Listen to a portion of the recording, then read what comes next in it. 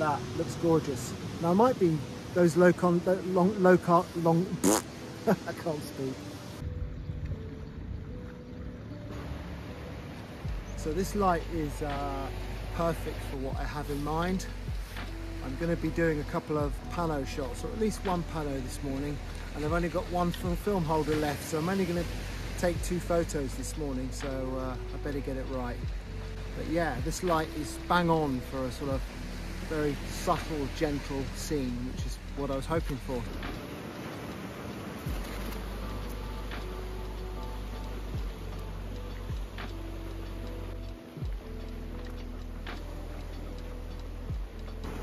So it's a pretty flat scene. I'm just going to let the light come up a little bit, I think. I'm looking at something like f/22 half a second at the moment. I'll have to check the reciprocity because fomapan has insane reciprocity issues. Can't wait to get hold of some Delta 100.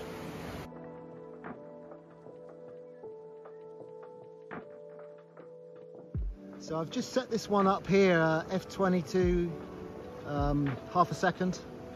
It's rather Salvador Dali, just being playful. So I've got the reflection of the church here. It's a weird kind of, I don't know if I'm going to show it the right way up or upside down. We'll have to see when I see it properly.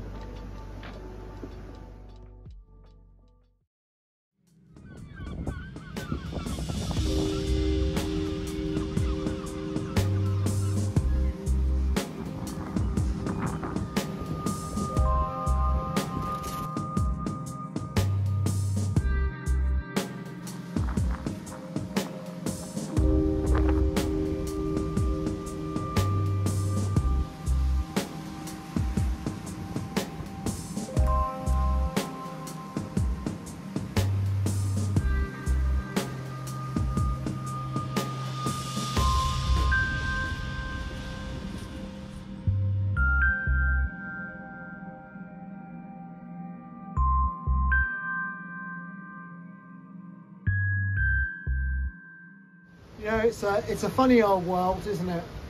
We can all make assumptions about people, and there was that old boy here sweeping up the seaweed and you know, looking a bit like a kind of local simpleton.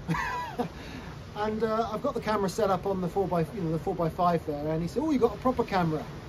And then he started telling me about all the old large format cameras he'd owned. He'd had a MPP and a Sinar, and he had a collection of Nikons, etc. Yeah, just it's always nice to be so pleasantly surprised when you make an assumption about someone and you're so very wrong. This is turning into a bit of a game. Shot 1 was okay, and then while I was taking shot 2, the light just started hitting the rocks and it just looked incredible. So I ran over there, set up the camera, got it all in focus, and then it started raining, and then there was water all over the filter, and now I'm just sitting here in this cave wondering if the light's going to come back. So I've got half an hour and then I've got to go.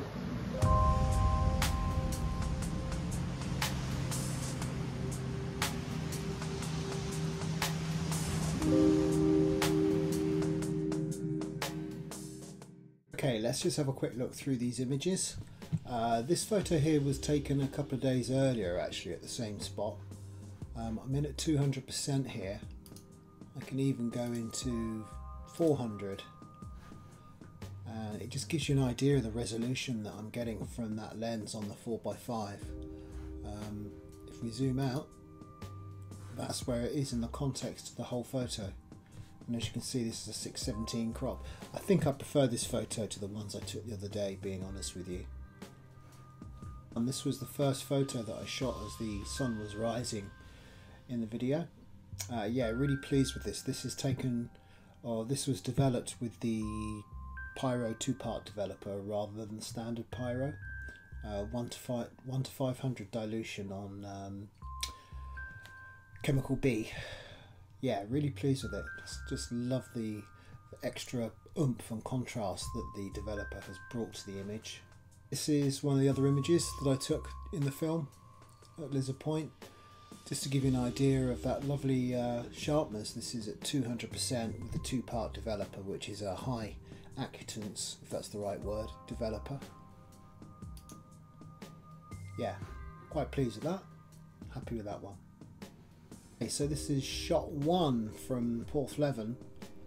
I'm in here at 200%. Yeah, it's all nice and sharp. Very good.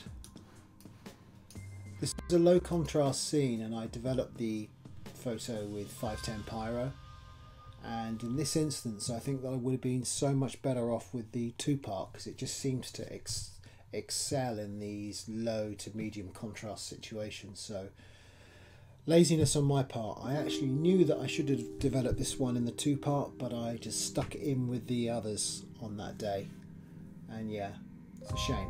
I should have been more disciplined and actually used the 2-part specifically for that image, but I didn't. Hey ho.